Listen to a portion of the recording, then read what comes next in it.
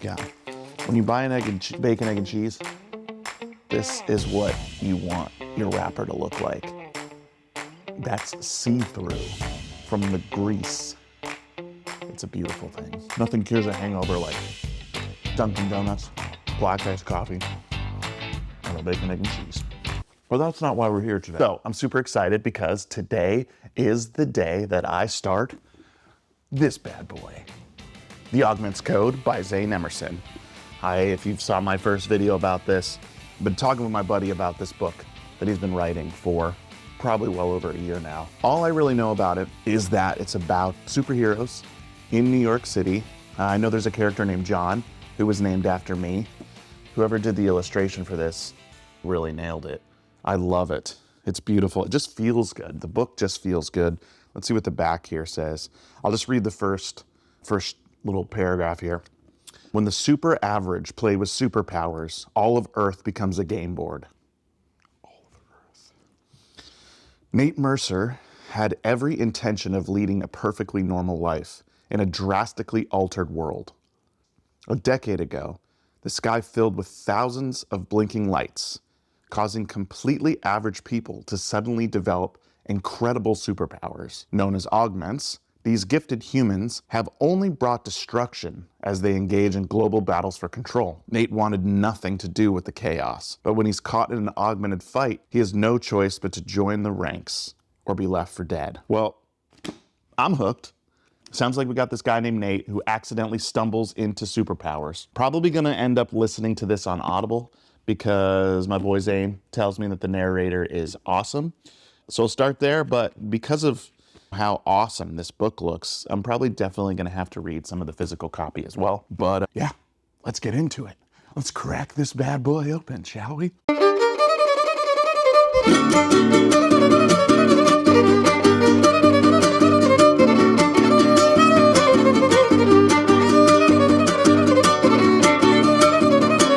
All right, so I'm about 7 chapters in.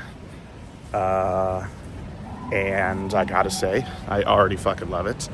It's just, a fun adventure so far. You kind of get right into it, right? So you know who your main characters are.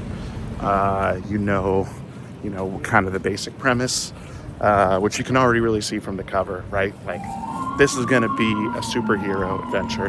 By the way, just like in the book, I'm walking through the streets of New York. Figured it'd be appropriate to do part of this video in the setting that the story take place. But yeah, 7 chapters in, I'm digging it. We got our classic superhero protagonist who lives in New York City. He's poor. He's got a quirky friend, aka me, Jon. And we get right into the action. There's no dicking around. We're just right up in the action, get kind of the overall premise of why it is that people have superpowers. Sorry. Lots going on, always. Just picked up my sandwiches at the bodega, by the way. Hell yeah. Yeah, super fun so far. I'm really enjoying it. I'm listening to the audiobook. And the narrator's great. This is big Dungeon Crawler Carl energy. So if you like Dungeon Crawler Carl, you're gonna love this.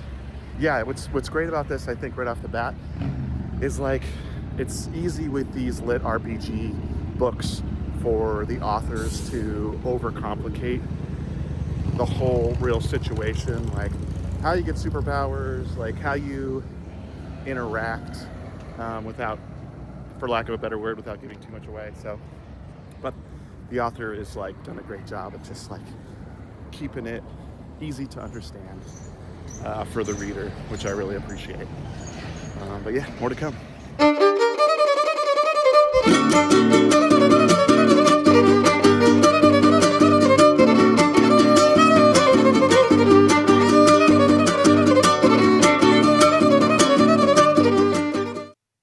All right, so I'm at about the middle of the book at this point, and things just keep getting better and better. First off, our hero has finally chosen his superhero name. And I'm not going to spoil it for you because I actually really liked listening to the journey as he picks his own names and the struggles that he deals with there. But I will say that it's tied directly to his power set, which I actually thought was really cool. It feels more earned, I guess I could say, instead of one of those random superhero names that they just blurted out after 5 minutes. So there's actually some really interesting world building that's happened at this point already. We learn that all the people who have powers are called augments. And apparently, these augmentation eras happen for every few years or every year. I don't know if it's that specific, but they happen in cycles where it seems like specifically chosen people in the world are given superpowers. This isn't just some one-off accident. This has actually been something that's happening for quite some time.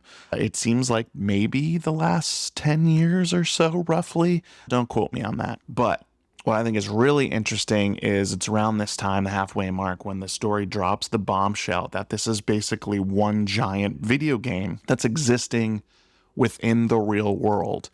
And the normal people, the normies, do not know that this is basically a video game. It's only the augments, the people with superpowers, who know that they're in a video game or playing in the real world like it's a video game. And it's all controlled, they're seemingly all controlled by this one guy, question mark.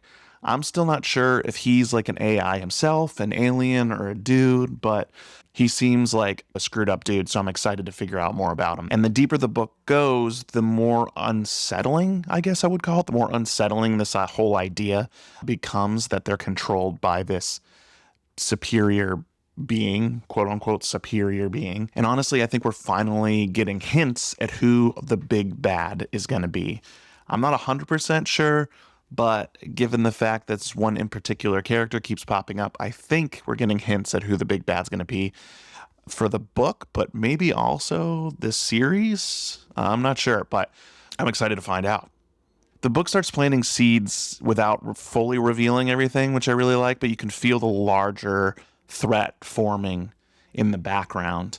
And you feel, I think you, as a reader, you feel anxious, but also you can start to feel the main character's anxiety as well. I think in the middle here, this is also where our characters start to feel a little bit more three-dimensional, which is good timing for that, because I think with books, you don't necessarily, especially books like this, you don't necessarily want to come out of the gate with these deep, heavy emotional moments. You want to have some fun and enjoy the ride before you're like, oh yeah, there's a little bit more to these characters than meets the eye. We start to learn more about the character's background, that he had a little bit of a rough childhood, and we also learn that is why his best friend, Jon, is so important to him. Our character up until this point struggles with the fact that he's not able to share his secret identity with his best friend, Jon, and I think it's probably building up to the point where he's going to tell him, but we haven't gotten there yet, so I'm excited to find out. Given that the character was named after me, I hope that he tells him and he becomes like his right-hand man, so to speak. I think that's probably where we're getting at, but I'm not quite sure. Regardless, I'm excited to see what Jon's future holds and where the character goes in the long run. I've never been written into a book before, so to speak, so I'm pumped to see what happens to him. Now, if I do have one complaint so far, it's that the character Angie is extremely annoying. And without giving too much away, Angie is a character in the book who's basically our main character's internal AI. She's put there in order to help him navigate his new found superhero-dom, and also just like figure out the game, so to speak. Her voice, at least in the narrated version, is extremely annoying. She's very shrill, and she's just constantly bothering him. Side note, in this book, the main character is constantly saying, "Not now, Angie! Not now, Angie!" because she is constantly trying to insert herself when he's busy trying to save the city or whatever it may be. And it's become his, like, God, I don't even know what you call it. Basically, his catchphrase. For those of you who are familiar with Dungeon Crawler Carl, this is going to be the new God damn it donut. So also in chapter 25, what completely caught me off guard is this is the first time you hear the character's full name, Jon Myers. And I remember sitting on my couch listening to this and just being like, whoa, it was just trippy. I knew this guy was named after me, but to hear my full name spoken out of nowhere in my headset, it just caught me off guard. It was a cool moment. But yeah, I can't stop listening. I had to take a week off because I was away for work on a shoot, and now I'm back, and I have a feeling I'm about to just burn right through the second half of this. Also, I'm doing my best here to make this kind of like a spoiler-free version. I know I'm giving some of the story away, but I am holding some moments close to the chest, as particularly things that I enjoyed finding out along the journey, finding out along the way. So if you want the true detailed depiction of this story, you're going to have to listen to it or read it. And now back to reading. All right, so here's the deal. Folks, I'm done. I just finished the Augments Code #1, and I loved it. Fantastic ride from the beginning to the end. It was just all around fun. Good action, it's really funny, it's well written, there's a lot of thought that goes into it. You can tell that Zane knew somebody who lived in New York City who could give him a lay of the land. Shout out Jon Myers, aka me. It's smart. I can't say enough good things about this book, to be honest with you. This book is very different than any sort of superhero content I've taken in my entire life, really for multiple reasons, but I think the main reason that stands out to me is how they get their superpowers. The way that the superheroes in this book get their superpowers is a very unusual source, and I loved it. I thought it was a great, innovative idea that no one had thought of before, and my hat's off to Zane for coming up with it. So I'm not going to give away too much of the book here because, like I always say on this channel, it's spoiler-free, and I want you guys to experience the same journey that I did. But I will say that there is some really interesting, other than our main hero, there's some really interesting additional superheroes that we only get to lightly explore. And I think one of my favorite things that I'm looking forward to in book 2 and 3, and however vast this universe gets, is exploring those additional characters. I can't wait to see the way that this world is expanded on in general. I think when the author wrote this, you can tell that he saw beyond this one book, and I think it has potential to be super vast, and I'm super excited to see where it goes. The ending of the book it was great, and it had multiple twists that I didn't see coming. How I said in the middle portion of this video, I anticipated who I thought was going to be the big bad, and I think that character is actually going to be the bigger, badder bad. The book took a twist that I didn't see coming, and I really liked what happened. It kept me guessing, kept me on my toes, and I never knew what was going to happen next, which is exactly what you want when you're taking in a story. Not just like this, but I think any kind of story, book, movie, TV show, you want it to keep you guessing, and this one definitely did. I think this book does a great job at being both silly and serious, a healthy balance of silly and serious, which is what I like to think that I am in everyday life. Probably a little bit more silly than serious. Me, not the book. The book, you can tell that the author put a lot of work into making sure that it wasn't just going to be gobbledygook on the page and that there was actual science behind it. And it shows. What they're saying is happening here is explained in a way that makes sense, like it could actually happen in real life, if that makes sense. But I will say this. There's a lot more going on to the whole augment situation than meets the eye. And I'm excited to see where else this goes. I'll say that if you like sci-fi of any kind, you'll like this book. If you like superheroes of any kind, you'll like this book. I think it seems like people these days like to hate on superhero content, superhero movies, superhero TV shows. And I think even if you're tired of Marvel, you'll like this because it's a different take on the superhero genre, one that I really enjoyed, and I think that you will too. So buy your copy today of the Augments Code #1. If you're wondering why I'm currently in an undisclosed location that is not New York, you'll have to tune in to one of my later videos. I'm your boy Jon Myers, over and out.